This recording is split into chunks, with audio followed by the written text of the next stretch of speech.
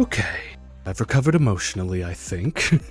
Let's talk about episode 3, To the Ark, and my overall thoughts on Dark Beginnings. We don't waste any time, we get immediately to Team Dark, raiding the gun base, getting close to the rocket, but then running into Blue Falcon, which is another boss from Shadow 05. I like that they've been having that as a running theme in Dark Beginnings. We saw Eggbreaker from Shadow 05 in episode 2, they got Blue Falcon in this, and it even does the same attacks from Shadow 05 too, but it's just great to see, like I said last episode, seeing Team Dark doing Team Dark things. The banter between each other, Shadow's confidence in going, this is what I need to do and this is what I'm going to do, seeing him smile and get excited, Omega's eagerness to destroy, breaking the glass and immediately shooting at Blue Falcon, and in hindsight, I feel so bad for this poor gun pilot, because you know that this man clocked into work, just thought it was going to be another normal security day, and then sees Omega and Shadow and is like, man, I don't get paid enough to deal with this. Like, this is not part of my job description, man.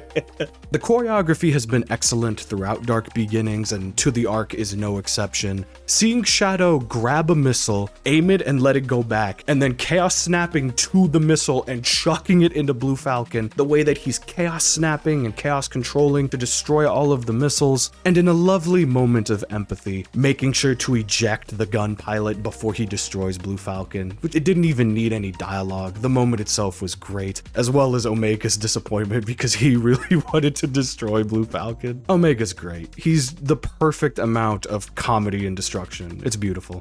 Shadow takes off to space, the gun anti-air cannons go online, but then they are stopped by Commander Abraham Tower, who, like Omega, is also voiced by Roger Craig Smith in this. I always like when actors can do double, triple duty across a cast for separate characters, and you can totally tell that Roger is doing his Batman and Captain America voice, but that bassy stoicism really works for Abraham, and just in general, I love what they've done with Abraham Tower in Dark Beginnings. For one, Sega has always kept a distance when it's come to anything related to Archie. They never really talk about the history, which, granted, it makes sense. They did have a lawsuit and a lot of stuff that they didn't want to deal with. I understand why they want to keep a distance, but you're bringing in this writer who helped create some of, if not the best stories that comic had, who made the name Abraham Tower for this originally nameless character. It was just Gun Commander. And how that adds that little extra level of humanity to him, and the way Flynn chooses to evolve his character, where you can tell in his conversation with Rouge, he has regrets like Shadow, and he's going, man, maybe if I wasn't so judgmental and hard on him, he could have talked to me. He could have been more honest and open with me. It didn't have to go this way. I have his back. And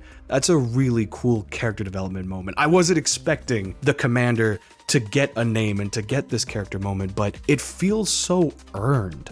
And then in the banter with Rouge, the commander going, couldn't you have gotten to Shadow? And Rouge saying that there's only one person that could have done that. Him knowing it's Maria and agreeing because Maria's loss hit him hard as well.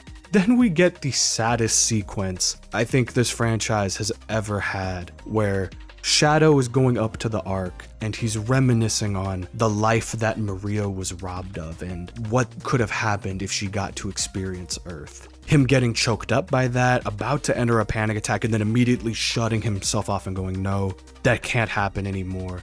The mission comes first, I gotta focus. It is so heartbreaking, just in the moment for the character of Shadow alone. But then you got Casey Lee Williams to work with Jun Sonoe and have this beautiful song called Without You in the background, which, after seeing Casey absolutely crush the San Francisco Sonic Symphony earlier this year, it was so surreal hearing her actually do a proper song for the Sonic franchise. It makes me so happy for her. I cannot wait for it to officially release. It sounds so good. I am very glad that I don't do reactions with the camera on, because I was, to be truthful, a mess during this last moment. Like, I got choked up and emotional at points in Sonic Frontiers, you know, Tails telling Sonic that he wants to go on his own. Both endings got me choked up and got some tears out of me, but this, the storytelling, the visuals, the acting, the music, it wasn't just a few tears. It was straight up, oh, like it was really bad. And I'm glad that no one got to see it. But this moment was a perfect final note for Dark Beginnings to end on. I've never been moved like this by a Sonic animation before, because this has made me think, now that it's fully over, about all of my favorite pieces of Sonic animation, my favorite episodes of Sonic X, the intro to Sonic CD, the Sonic Unleashed opening obviously, the Knuckles Frontiers prologue a few years ago, as well as a lot of the great shorts that they've done attached to the games over the past few years. But Dark Beginnings has just hit in a way that no other animated Sonic project ever has. I think this is the best writing that Ian Flynn has ever done for this franchise, and specifically for Shadow. I have always loved what he did with him in Archie, and I feel like he took all of Dark Beginnings and what he's doing in Shadow Generations as the opportunity to go, no, I love this character, I'm going to show you that I love this character, and I'm going to bring the best of my abilities to the story and the tragedy of this character. Because there is no piece of Sonic media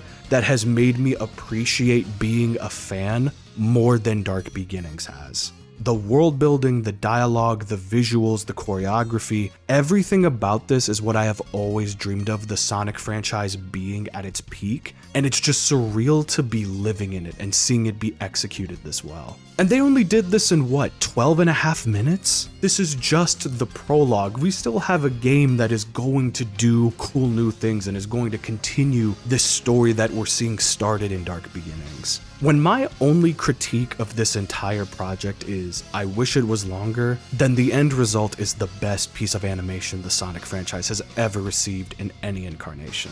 And also, when Ian Flynn is openly admitting that it got him choked up just writing this story, you know that it's a damn impactful one that is going to mean a lot to people. Thank you to every person who worked on bringing this story and these characters to life. Sega, I've said it multiple times, Gigex, Samaj Animation, and Ian Flynn needs to be a thing going forward. I don't care if it's cutscenes for games, I don't care if it's the next animated series, this needs to be a thing because we are officially reaching the this is too good to be free status. I want to chuck my money just so we can get more of this because this is too good just to be animated shorts that are put on YouTube. And now that Dark Beginnings comes to a close, we are days away from Sonic X Shadow Generations, less for people who pre-ordered, and also just as a warning, I have seen that versions of the game are starting to leak online and bits and images are starting to go around everywhere, so please, if you are on social media, be careful, keep yourself safe from spoilers if you don't want to see anything. This is a very special game and moment for this fan base, and I want as many people as possible to be able to enjoy the game as it was meant to be. But let me know down below. What did you think of Shadow Generations Dark Beginnings Episode 3 To the Arc, and of Dark Beginnings as a whole? Was it your favorite animation? And if not, what is your favorite Sonic animation? Like, subscribe, all that YouTube jazz. Love y'all, have a blessed one, and I will see you next week for the final hype check before the launch of Sonic X Shadow Generations.